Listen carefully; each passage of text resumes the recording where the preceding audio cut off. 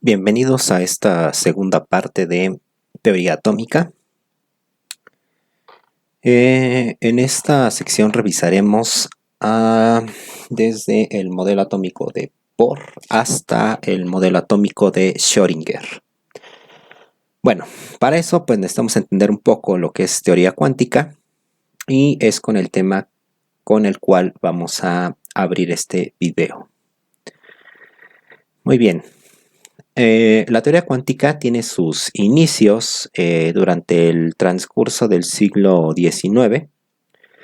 Y bueno, aquí, como bien sabemos, había ya varias leyes postuladas en cuanto a la rama de la física. Y bueno, los físicos clásicos de esta época consideraban que los átomos y las moléculas eran como pequeñas esferas, ¿no? Y estas deberían de exhibir propiedades físicas similares o comportamientos, mejor dicho, similares a los que se exhibían en los cuerpos más grandes, ¿no? Como una pelota o como inclusive los planetas. Sin embargo, estas leyes no podían explicar qué fuerzas mantenían unidos a los átomos y a las moléculas. Entonces, pues tuvo que pasar bastante tiempo para que se formulara una teoría con la cual pudiéramos entender estas fuerzas, ¿no? Y el comportamiento de los átomos y las moléculas. Bien, para poder entender un poco lo que es la teoría cuántica, las bases, pues vamos a definir lo que es primero una onda. La onda es cualquier alteración vibrátil mediante la cual se transmite la energía.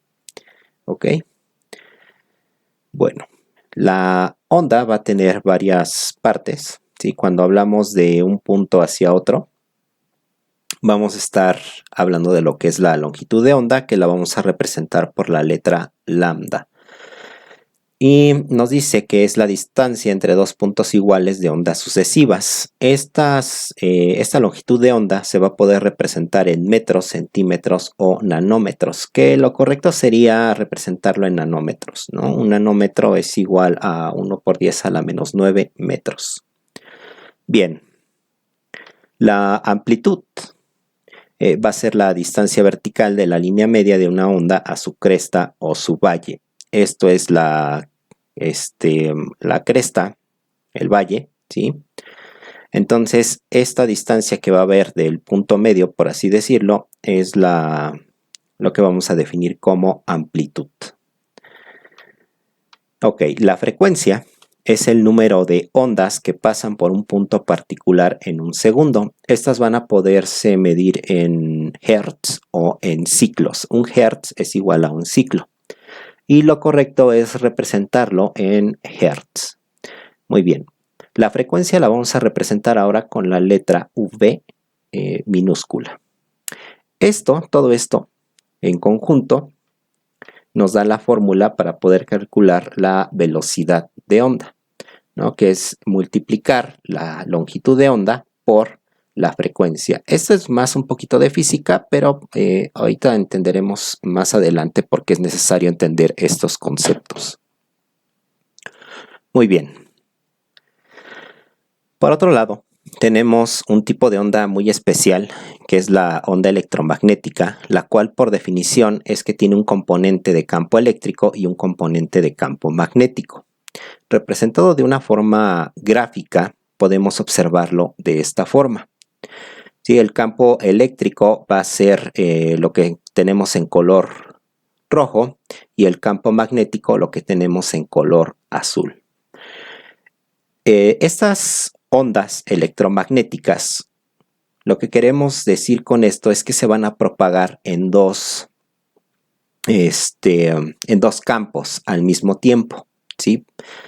Y estas ondas van a tener la misma longitud de onda y la misma frecuencia y por lo tanto, recordando la fórmula anterior, pues van a tener la misma velocidad, pero estas van a viajar en planos perpendiculares entre sí. Una va a viajar en el campo eléctrico y otra va a viajar en el campo magnético, ¿sí? Pero esto es una sola onda, ¿ok? Es una sola onda que podemos, que viaja en dos planos distintos. Tal vez sea un poco confuso, pero de hecho la teoría cuántica basa muchas de sus descubrimientos, de sus fórmulas, en estas ondas, las ondas electromagnéticas. Bien. Esto de aquí, que seguramente alguna vez han visto la C representada en la famosa fórmula de Einstein, corresponde a la velocidad de la luz. Entonces, las ondas electromagnéticas se van a desplazar a esta velocidad, que es 3 por 10 a la 8 metros por segundo, o 300.000 kilómetros por segundo.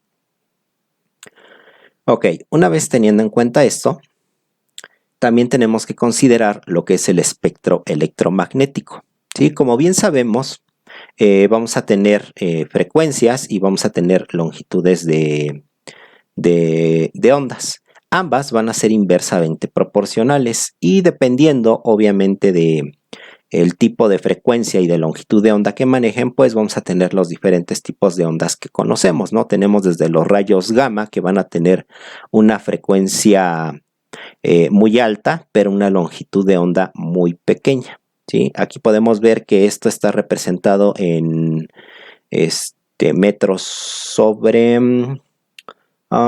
metros. Tenemos 10 a la 24 metros, ¿sí? La frecuencia, es decir, que alrededor de este exponente, ¿sí? 10 a la 24 ondas van a pasar por un mismo punto en un segundo. Estas de aquí, la longitud de onda, recuerden que es la distancia que va a haber de un valle a otro, ¿sí? Entonces, la frecuencia, la longitud de onda a mayor frecuencia va a ser menor, ¿sí? Que es lo que trata de representar esta imagen de aquí arriba. ¿Ok? Esto nos va a dar los diferentes tipos de ondas que nosotros podemos cuantificar por diversos medios. Como les mencionaba, tenemos los rayos gamma, que son los que son eléctricamente neutros, los más peligrosos de todos los tipos de radiaciones que se conocen. Y por otro lado, pues tenemos las ondas de radio largas, ¿no? Anteriormente a esto, pues tenemos las ondas de radio AM y FM.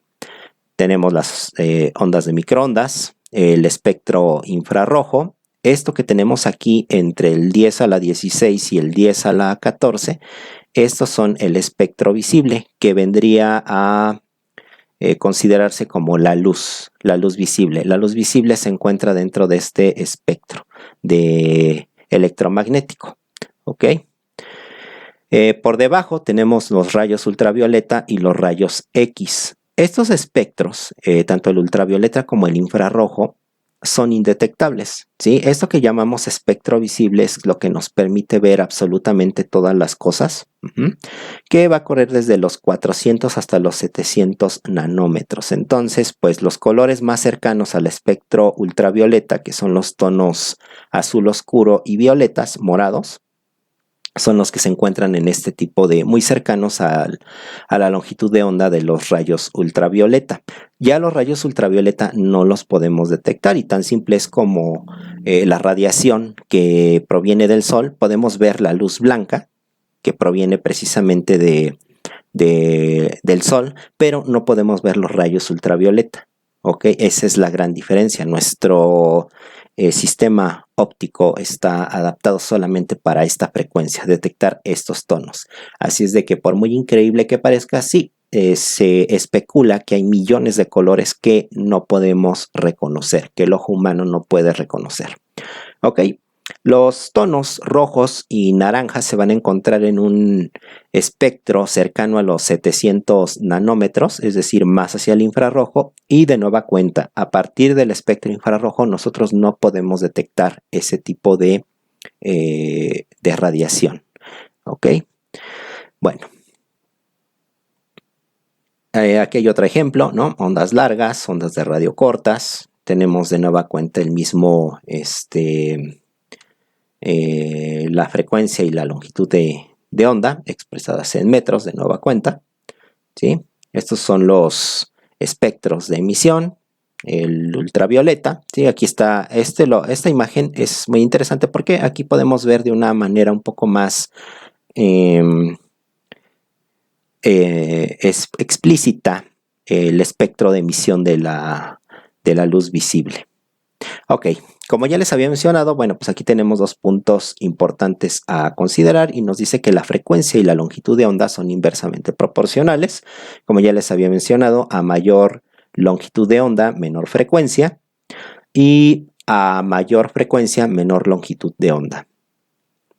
Y bueno, a medida que aumenta la frecuencia, la radiación es más energética. ¿Ok? ¿Esto qué quiere decir? Pues que energéticamente hablando vamos a tener una mayor cantidad de energía en las ondas de longitud de onda cortas en comparación con las de longitud de onda largas. Bueno, todo esto para entender precisamente la teoría cuántica postulada por Max Planck en 1900. Como ya habíamos mencionado, pues los físicos clásicos contemporáneos no podían explicar precisamente ciertos comportamientos, ¿no? Ustedes han visto cómo cuando calentamos un metal, el que sea, va a emitir una coloración de tipo rojiza, ¿no? Aquí lo podemos ver, bueno, aquí se ve naranja porque está muy brillante. Esto es tungsteno, ¿sí? Entonces calentado adquiere una coloración rojiza.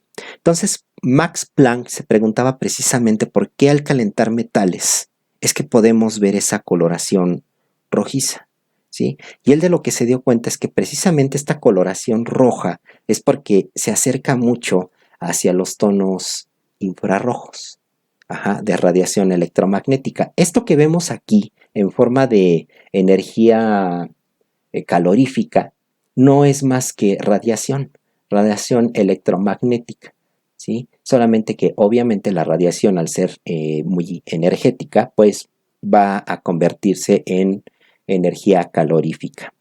Eso ahorita lo vamos a explicar. Este es Max Planck, ¿sí? Y bueno, ¿el qué descubrió aparte de esto? Pues que las propiedades de los átomos y las moléculas no son gobernadas por las mismas leyes físicas que rigen a los objetos más grandes. Cuando Planck presenta precisamente la teoría cuántica y postula este enunciado, los físicos de la época no podían creerlo y no podían aceptarlo, porque es algo increíble, ¿no? Tratar de aceptar que los objetos físicos más grandes, más bien que los objetos físicos muy pequeños como átomos y moléculas no se gobernaban por estas leyes que ya se habían descrito durante todo el siglo XIX. Entonces, bueno, esto en un inicio todo el mundo se rió de él, no querían aceptar la teoría, pero posteriormente se demostró que así es y ahorita vamos a ver por qué se le llamó teoría cuántica. Entonces, como les había dicho, los metales al calentarse, ¿sí? Vamos a pasar a energía térmica a los átomos y entonces estos van a comenzar a vibrar, ¿no? A aumentar su movimiento. Entonces, ¿qué es lo que va a suceder? Bueno, pues que van a comenzar a despedir por este movimiento de los electrones radiación electromagnética, ¿sí? Y esta radiación electromagnética al entrar en contacto con nuestra superficie, sí, pues se va a calentar, se va a transformar en energía calorífica. Recuerden que la radiación, como habíamos visto en la parte de energía, principalmente la nuclear, el movimiento precisamente de estas partículas, cuando hacemos cualquiera de los dos tipos de, manejamos los dos tipos de energía nuclear, ya sea fisión o fusión, las partículas van a salir despedidas a tal velocidad que al chocar con una superficie van a emitir este calor. Solamente que aquí en lugar de ser electrones, ¿no?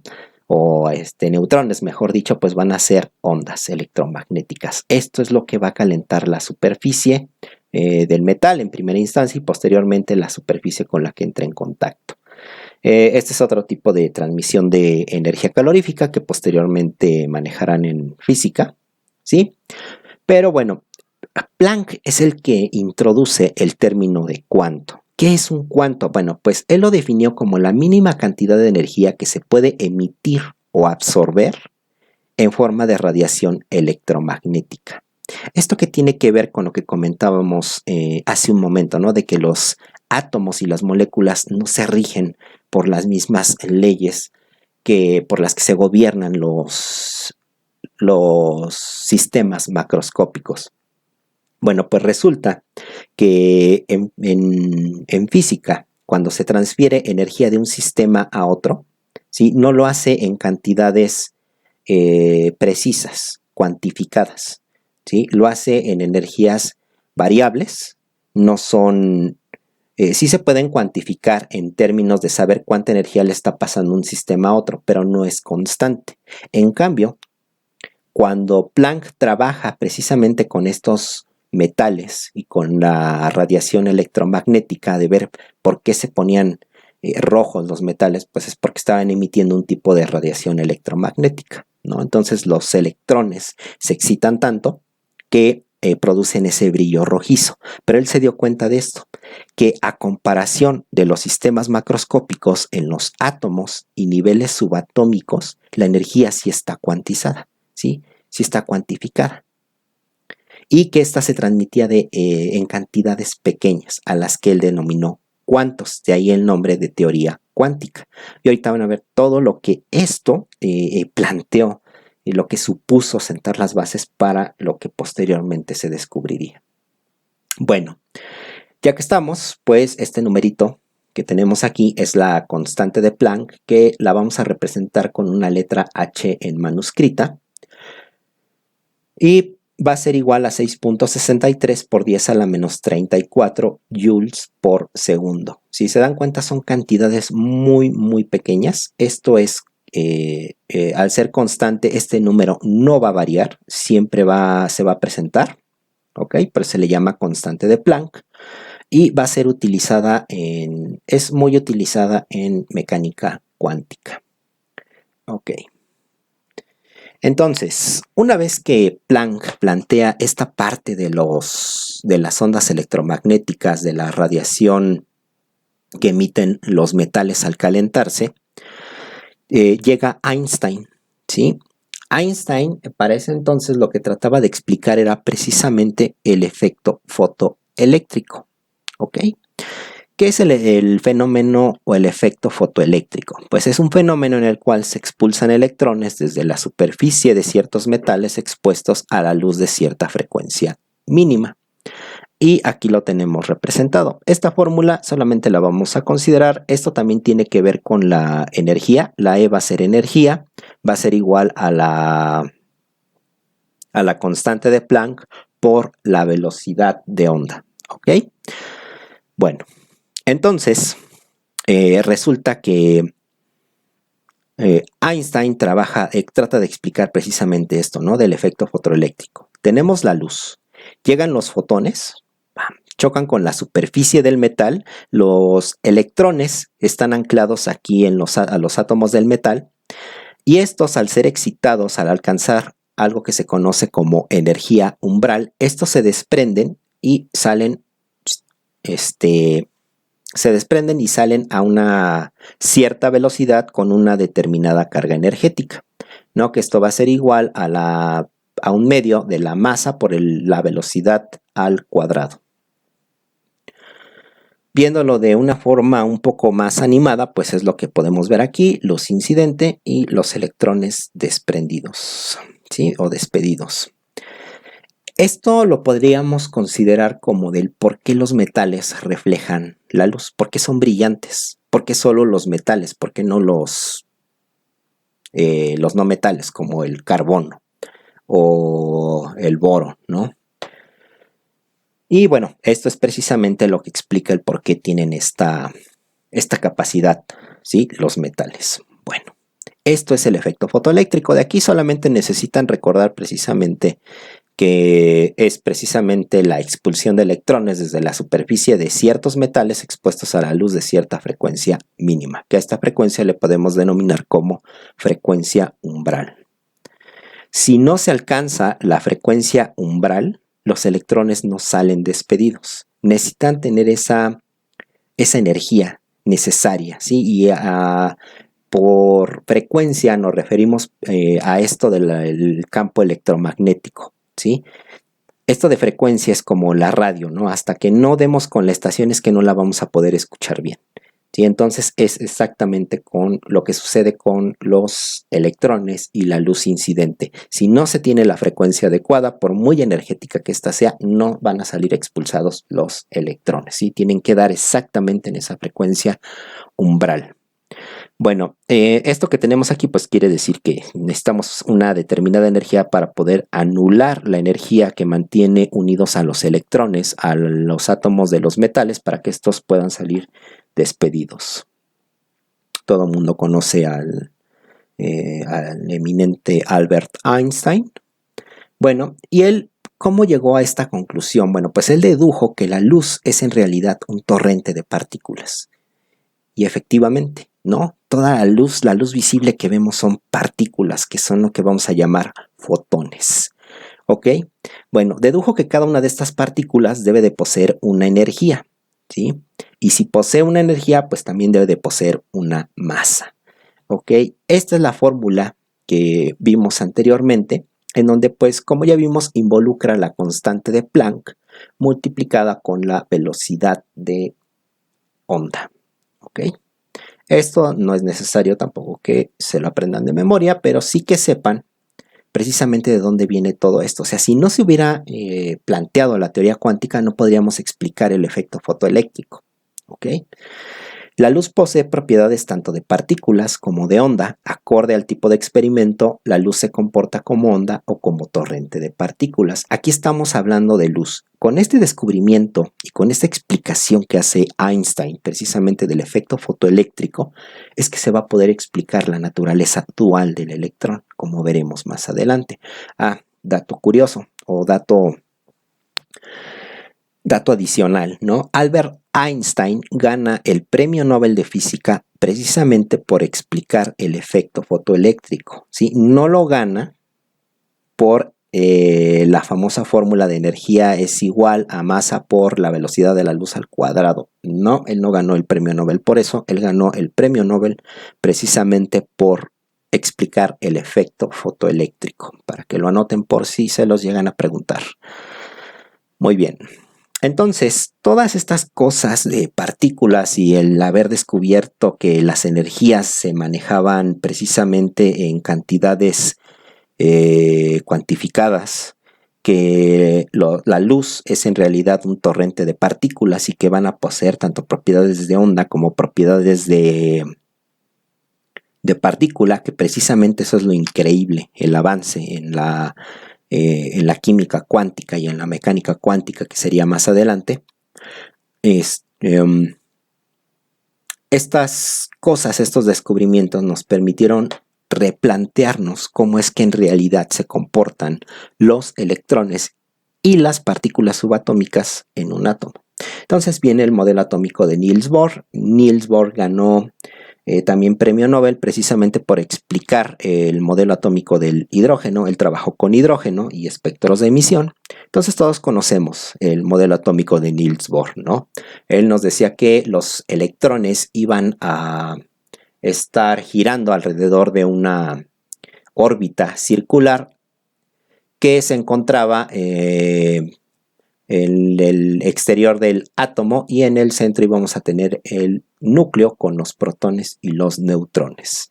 Entonces, el modelo atómico de Bohr nos plantea precisamente que dependiendo del elemento del que estemos hablando, pues va a tener diferentes niveles de energía. A estos niveles de energía les asignó una letra y a cada letra les asignó un número que va desde el 1 hasta el 7. ¿Por qué hasta el 7? Bueno, porque solamente se requieren 7 niveles de energía para poder explicar el comportamiento y el número de electrones que tiene cada átomo hasta los 118 elementos que conocemos hoy en día. Bueno, la letra K va a tener un valor de 1, la L un valor de 2, la M un valor de 3 y así sucesivamente hasta llegar a la letra Q, la cual va a tener un valor de 7. ¿Qué nos decía también Bohr? Bueno, nos dice Bohr que a medida de que vamos a que vamos aumentando los niveles de energía, pues también va aumentando la energía que estos mismos poseen. Y que mientras más nos acerquemos al nivel de energía 1, más estable va a ser el átomo. Es decir, que los átomos con un solo nivel de energía, en donde tenemos, por ejemplo, el hidrógeno y el helio, van a ser muchísimo más estables que los otros elementos que tienen niveles de energía muy grandes, ¿no? Como por ejemplo los elementos radioactivos, eso es lo que los hace inestables. Si revisamos, de hecho, un átomo de un elemento radioactivo, vamos a ver que tiene muchos niveles de energía con bastantes electrones girando alrededor de ellos. Bueno, ¿qué podemos sacar del modelo atómico de Bohr, aparte de estas conclusiones a las que él llegó? Pues bueno, que va a haber una atracción electrostática entre el protón y el electrón, es decir, entre las cargas negativas que se van a encontrar girando alrededor del núcleo y las cargas positivas, que son los protones, que vamos a encontrar precisamente en el núcleo, ¿sí? Pero esta atracción electrostática se va a ver contrarrestada precisamente por el movimiento que van a estar ejerciendo los electrones alrededor del núcleo en las órbitas circulares bien definidas. ¿Ok? Bueno, esta aceleración externa debido al movimiento circular del electrón contrarrestaba dicha fuerza, que es lo que acabamos de explicar ahorita. Los electrones se mueven en órbitas circulares. Y por último, cada órbita tiene una energía en particular, ¿sí? Que son estos números que tenemos aquí. Él le asignó a propuso el primer número cuántico, del cual hablaremos en el siguiente video. Y entonces sí va a ser importante que recordemos esto, ¿sí? Porque aquí n va a ser igual, n va a poder adquirir valores desde 1 hasta 7, ¿sí? El primer número cuántico. Bueno. Posteriormente, la naturaleza dual del electrón fue propuesta por un francés, ¿no? Porque surgió esta cuestión: ¿por qué el electrón en el átomo de Bohr está circunscrito a girar en órbitas alrededor del núcleo a distancias fijas? ¿Por qué no lo puede hacer a otras distancias? ¿Sí? ¿Por qué precisamente tiene que forzosamente girar y someterse a esas leyes? Bueno, pues llega este francés, Louis de Broglie, y él lo que hace es tomar las bases del efecto fotoeléctrico planteado por Einstein y lo compara con los electrones y dice, bueno, ¿qué tal si los electrones entonces también se comportan son partículas que se comportan como ondas? Entonces hace una serie de experimentos, ¿sí? Entonces aquí podemos ver, esta es una onda a la que le decimos onda permitida. Bohr también nos decía, regresando un poquito acá, nos decía que los electrones podían saltar de un nivel a otro, y lo mismo que podían pasar de un nivel más externo hacia uno más interno, dependiendo de cómo se manejaran las energías. Entonces, si los electrones exhibían también propiedades de onda, estas, a las que llamamos ondas permitidas, se tienen que ajustar precisamente a la circunferencia de la órbita. Lo que pasaría entonces posteriormente es que si pasamos de un nivel a otro los electrones, ¿sí?, esta onda se anularía con el tiempo. Sin embargo, lo que descubre de Broglie es que las ondas se van a comportar como ondas fijas, en donde vamos a tener esta parte de aquí que se llaman nodos, y entonces estas de aquí, ¿sí?, no van a disminuir la longitud de onda que tenemos en comparación con las ondas permitidas, sino que estas van a formar estos nodos, no se van a mover, no se van a desplazar alrededor de la órbita, sino que se van a mantener fijas, y entonces esto va a permitir que la onda no se cierre. Es decir, que si aumentamos de nivel, también va a aumentar esta amplitud de la onda, se va a ajustar a la nueva circunferencia. Bueno, esto es solamente para explicar un poco lo que es la naturaleza dual del electrón. Y bueno, de Broglie llegó a la conclusión de que las ondas se comportan como partículas y estas exhiben propiedades ondulatorias, de acuerdo a esta ecuación, que es lambda es igual a de nueva cuenta, a la constante de Planck, dividida entre la masa de la partícula por la velocidad de onda. Y bueno, esto fue solamente una teoría, ¿sí? Esto es lo que quiere decir la naturaleza dual del electrón, que son partículas que van a exhibir propiedades de onda o viceversa. Posteriormente, Clint Davidson y Lester Germer en Estados Unidos y al mismo tiempo Thomson en Inglaterra demostraron que los electrones poseen propiedades ondulatorias. ¿Qué fue lo que hicieron? Bueno, pues hicieron algunos experimentos con unas placas de aluminio. Esto que tenemos aquí es al chocar, más bien al disparar rayos X contra una placa de aluminio. Ok, entonces recuerden que los rayos X son, a final de cuentas, ondas electromagnéticas. Entonces por eso es que podemos ver este comportamiento de onda. Esto de aquí es aquí lo que lanzaron fueron partículas contra una placa de aluminio precisamente, y entonces se le llamó chocaron electrones. Entonces cada uno de estos agujeritos pues precisamente representa una partícula. No es aquí lo que importa, más bien es el patrón, ¿no? O sea, el patrón es muy similar, solamente que aquí podemos ver esto continuo que se refiere a las ondas y aquí en puntos porque se refiere a partículas. Pero podemos observar que tanto en ondas como partículas tienen un patrón de difracción muy, muy parecido. Esto ya está comprobado, la naturaleza dual del electrón. Pero bueno, luego viene otra pregunta. ¿Cómo se podría precisar la posición de una onda? Es decir, ¿cómo podemos saber nosotros la posición exacta de una onda? ¿Sí? Si ésta se propaga a través del espacio del medio. ¿Sí? En el medio se va a propagar a través del espacio. Entonces, ¿aquí a dónde está la onda? ¿Sí? Bueno, esta cuestión, precisamente con esto nace la mecánica cuántica y el modelo atómico de Schrödinger. Heisenberg, un alemán, fue el que vino a contestar esta pregunta, a lo que se conoce como el principio de la incertidumbre o de incertidumbre de Heisenberg, sino el de Breaking Bad. Ese no es Heisenberg, este es el verdadero Heisenberg. Entonces, bueno, podemos decir que es imposible conocer con certeza el momento P, definido como la masa por la velocidad, y la posición de una partícula simultáneamente. Y él lo hizo con base en esta fórmula, ¿sí? Este es el momento P, que es la energía, por así decirlo, y X va a ser la posición. Entonces, solamente podemos conocer alguna de las dos, no podemos conocer las dos simultáneamente. A eso se refiere. De nueva cuenta aquí, ¿qué es lo que salta? Pues la constante de Planck. Por eso es que era importante explicar un poco la teoría cuántica. Bueno, con esto viene en 1926 Erwin Schrödinger, el cual formuló una ecuación que describe precisamente el comportamiento y la energía de las partículas subatómicas en general. Esta ecuación es muy, muy compleja de desarrollar, muy compleja.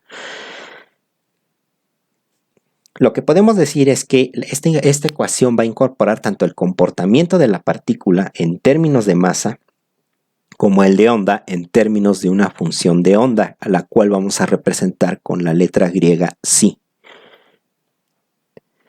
Y esta va a depender de la ubicación del sistema en el espacio. Entonces, con base en esto, lo que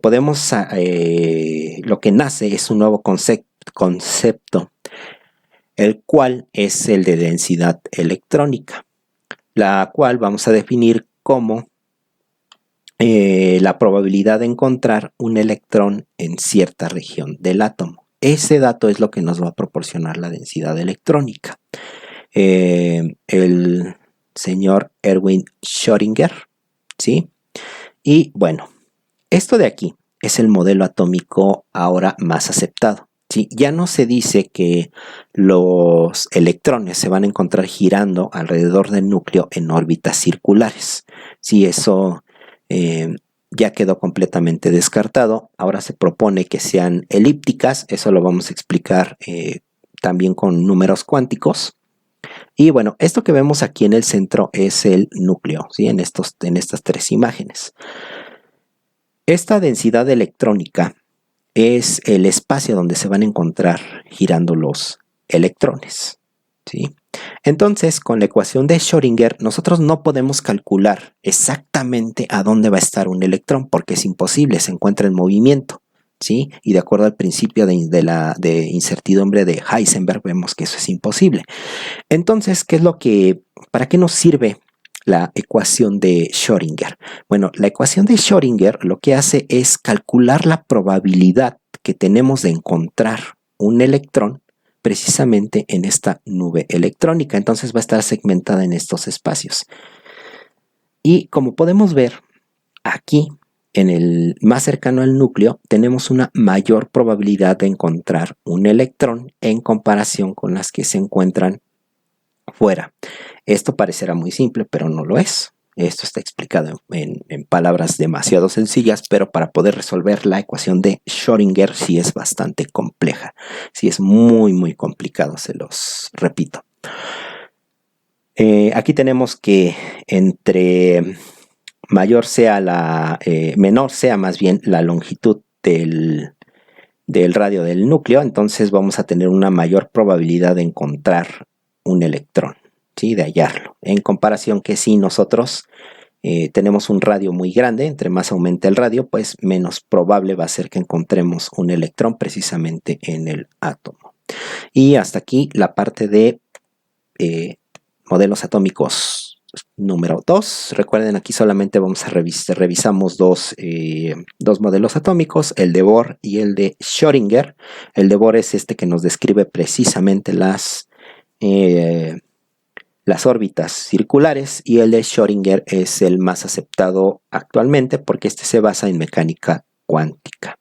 Entonces, cualquier duda, pues se pueden comunicar con los administradores del curso y ya estarían pasándome sus dudas. En el próximo video, pues vamos a revisar precisamente números cuánticos y su relación con configuración electrónica. Les agradezco su atención.